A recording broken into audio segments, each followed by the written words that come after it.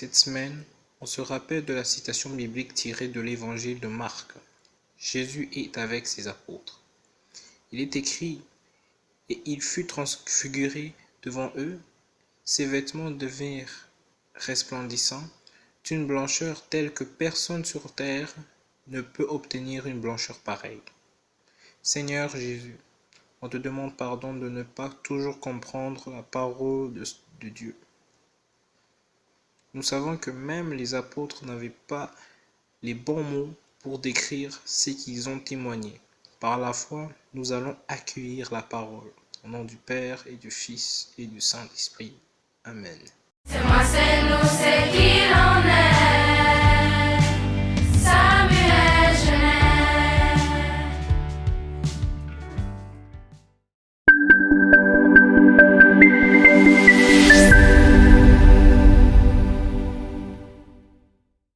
Le savais-tu? Le mot francophonie n'est pas apparu par hasard. C'est Onésime Réclus, un géographe français, qui inventa le mot. Maintenant, tu le sais!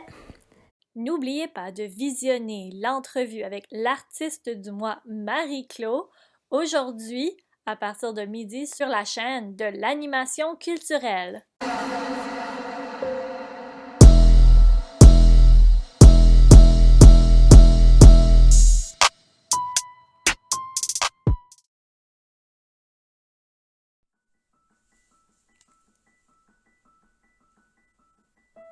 Il était une fois un jeune enfant qui parta au-delà des murs de l'urbanité en aventure et fit l'ouverture de la couverture d'un livre. De la pureté de l'air, il avait l'air purement époustouflé, et sa bouche bée. Il entendit un monde magique, un monde magnifique et miroitant de musique. Il entendit le salut des oiseaux chanter. Il entendit le plop des dernières gouttelettes de la matinée. Il entendit comme il vit les bruissements des feuilles d'un vent qui doucement les envoyait balloter.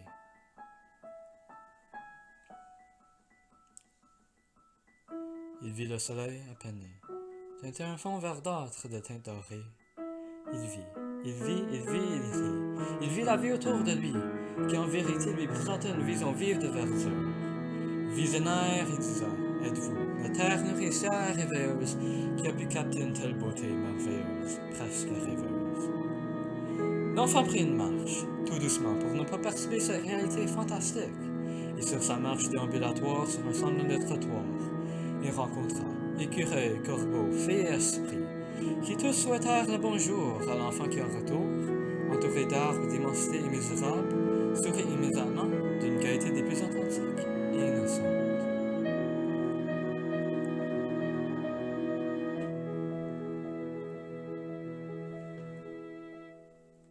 Il est cette fois un jeune adulte, qui a complètement coupé de sa vie ce qu'il avait auparavant accédé.